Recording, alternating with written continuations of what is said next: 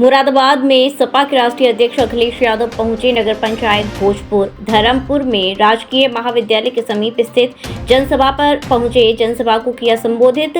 सपा प्रत्याशी रुचि वीरा के समर्थन में रैली की। जनसभा में मंच से कहा कि मैं एसटी हसन के समर्थकों से कहना चाहूँगा कि जब हमें आगे मौका मिलेगा तो हम एसटी हसन साहब को आगे बढ़ने का काम करेंगे और हमें भरोसा है कि मुरादाबाद की जनता गठबंधन की प्रत्याशी रुचि वीरा को जिताने का काम करेगी। मगर मंच पर मुरादाबाद के सभी वरिष्ठ नेता मौजूद रहे।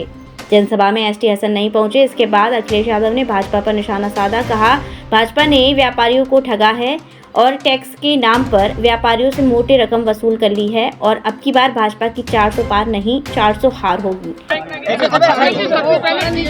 मैनिफेस्टो में बोला है कि सीए और एनआरसी को वो खत्म कर देंगे। देखिए,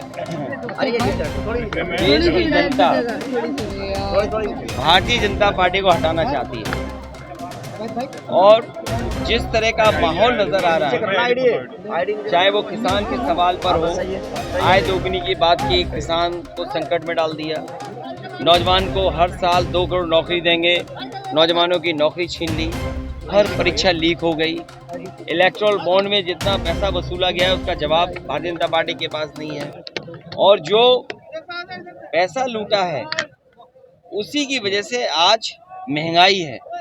ये मुनाफा कमाने दे रहे हैं। जब किसी को मुनाफा ज़्यादा कमाने देंगे तो महंगाई तो आ ही जाएगी। जहाँ तक सवाल हमारा संविधान का है, संविधान को बचाने के लिए सब दल एक हैं और संविधान हमारा अधिकार देता है कि सबको सम्मान मिले, सबको बराबर की नज़र से देखा जाए। जो मसला आपने कहा है वो जानबूझ करके भारतीय जनता पार्टी इस सवाल को बहस में रखना चाहती है जिससे और मुद्दों पर बहस न हो।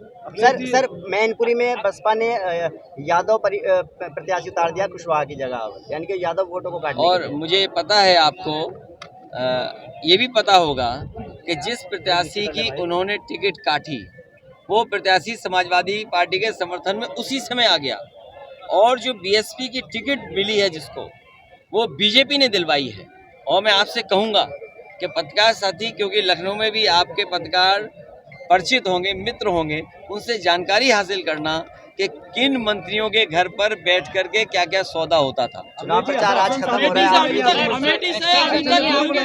देखिए, हमें कमी तो खल रही है और कानूनी दावपेच में वो फंसे हुए हैं। मुझे उम्मीद है कि न्यायालय से उन्हें न्याय मिलेगा।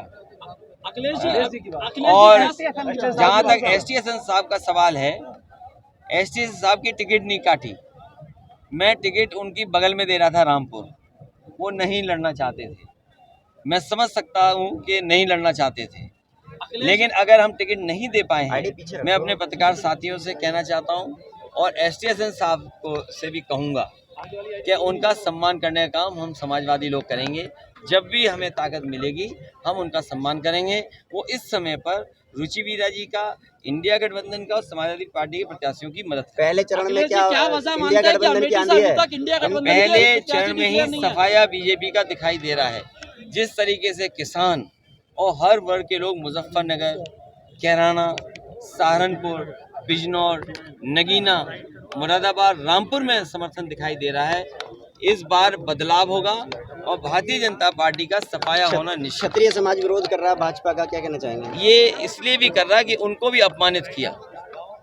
कभी किसी के सम्मान को ठेस नहीं पहुंचानी चाहिए और हमारा संविधान कहता है कि आप किसी का सम्मान अगर है तो सम्मान उसका करना चाहिए।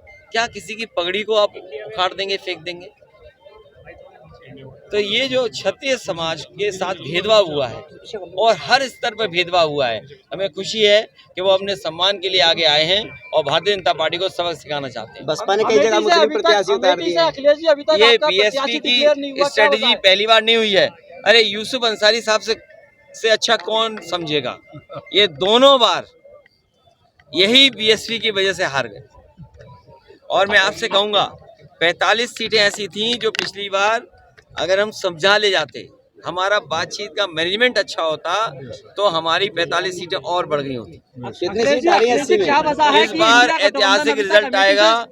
एक जगह लड़ाई है वरना सब गठबंधन सीटें जीत रहा है। अखिलेश जी, एक सवाल यह है कि अमेठी से अभी तक कोई भी प्रत्याशी इंडिया गठबंधन का नहीं दिया गया है, क्या कोई परेशानी सामने आ रही है वहाँ क्या पर? नॉमिनेशन से पहले ही आपको बता दें? जब नॉमिनेशन होगा तो आपको प्रत्याशी पता लग जाएगा। इसके अलावा तौकीर रजा ने आपको लेकर के कहा है कि जो सपा है वो मुसलमानों की हितैषी नहीं है और ऐसे में जो है सपा को वोट देने से अच्छा है कि बीजेपी को वोट दे दे, जो यादवों के नहीं हुए तो वो मुसलमानों के क्या होंगे? ये जो भाषा आखिरी में बोली है आपने, ये बीजेपी की भाषा है। ये जो आखिरी में 2 शब्द बोले हैं, ये हमारा कई कहना बार नहीं है, नहीं मैं तौकीर समझ रजा रहा का कहना है हूँ, ये। नहीं मैं समझ रहा हूँ जिनके बारे में आप कह रहे हैं, तो कभी कभी भारतीय जनता पार्टी सामने से लड़ाती है किसी को, कभी कभी भारतीय जनता पार्टी पीछे से हाथ मिलाती है, कभी कभी भारतीय जनता पार्टी कुछ लोगों को लिख के देती है कि यही बोलना है जाकर। सर, जयंत चौधरी ने कहा कि वो इलेक्ट्रॉल बॉन्ड जो है उसके नाम पे उगाही सब सरकारें करती हैं, चाहे राज्य सरकार हो। नहीं, देखिए किसी बारे में नहीं, ये तो सफाई बीजेपी को देना चाहिए, क्योंकि बीजेपी ने सबसे ज्यादा चंदा वसूला है और ईडी, सीबीआई, इनकम टैक्स इसको लगा के, और कई ऐसी कंपनियां हैं जिसमें आप देख सकते हो कि उन पे ईडी, सीबीआई के छापे पड़े, उसके बाद उन्होंने पैसा दे दिया या चंदा दे दिया, चंदा देने के बाद उन पर ईडी, सीबीआई, इनकम टैक्स की क्या छूट गई। जनता के बीच जी, और ज्यादा जयंत मजबूत जयंत चौधरी परसों मुरादाबाद आए थे और उन्होंने ये कहा है कि अखिलेश यादव हमको दबाने की कोशिश कर रहे थे, इसलिए जो हमने गठबंधन तोड़ा, लेकिन हमारे पारिवारिक संबंध वैसे ही रहेंगे जैसे पहले थे। ये भी तो बता दो 500 आदमी थे। ये अच्छी बात है, जो हमारे संबंध है वो तो रहेंगे। और आपको ये भी पता होगा कि चौई चंद सिंह जी के नाम पर नेताजी ने डिग्री कॉलेज अपने सैफी में बनाया था, और आज विधानसभा के सामने जो प्रतिमा है चौई चंद सिंह जी की, वो भी नेताजी ने लगवाई थी, और भारत रत्न चौई चंद सिंह जी को दिया है।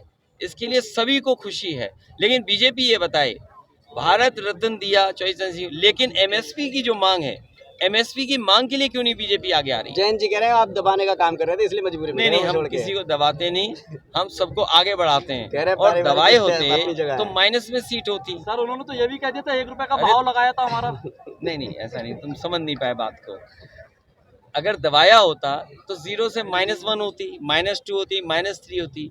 हमने उन्हें आगे बढ़ाया और चौई चंद सिंह जी की विरासत को आगे बढ़ाया, तो परिणाम क्या हुआ कि 8 सीटें 9 सीटें जीत गए, राज्यसभा दे दिया। और याद रखिएगा, एक राज्यसभा 37 एमएलए के पार आती है, और हमने 1 दी और 1 खोई, तो 2 हमारा नुकसान हुआ समाजवादियों का। विश्वासघात हुआ। ये तो आप आकलन करिए क्या हुआ हमारे साथ। लुक अच्छा लग रहा है आपका, ये कमाल वाला। ये इसलिए कि बुनकर भाइयों के कुर्ते से भी मुनाफा हो और गमछे से भी। ठीक है सर। बीजेपी 400 पार का नारा दे रही है, उसको लेकर वो 400 हार 400 हार है, 400 पारना है। और ये बताओ, यहाँ भी पुलिस आगे कर रहे हैं, ये पुलिस वालों को नहीं पता इनकी नौकरी 3 साल हो जाएगी। अखिलेश जी, अभी आपने मंच से एक बात कही थी कि जो बीजेपी है वो परिवार वालों को नीचे जो है। मैं दूसरी बात कह रहा हूँ, ये तो हमारे सब गरीब लड़के हैं, गांव के हैं, जो पुलिस में भर्ती हैं। अग्निवीर में भी गांव के ही बच्चे आते थे। बीजेपी नहीं चाहती कि गांव के परिवार के बच्चे आए फौज में, उनके परिवार की आर्थिक स्थिति बेहतर हो, समाज में उनका सम्मान बढ़े, इसीलिए उन्होंने अग्निवीर की है। अभी अग्निवीर की है, आउटसोर्स नौकरियां बढ़ा दी उन्होंने। और हो सकता है ये हमारे जो खाकी पहने वर्दी घूम रहे हैं नौजवान, इनकी भी नौकरी अगर 3 साल कर देगी बीजेपी, तब क्या करोगे आप? जैसे पेपर लीक किए, जानबूझ करके पेपर लीक किए, जिससे उन्हें नौकरी और आरक्षण न देना पड़े। कल को इन लड़कों के साथ हो गया 3 साल की नौकरी, तब क्या करोगे आप? क्या आपको पता था कि अग्निवीर 4 साल की नौकरी होगी? क्या इनको पता है कि इनकी 3 साल नौकरी नहीं होगी? तो ये भी मनी मन बीजेपी को हराएंगे।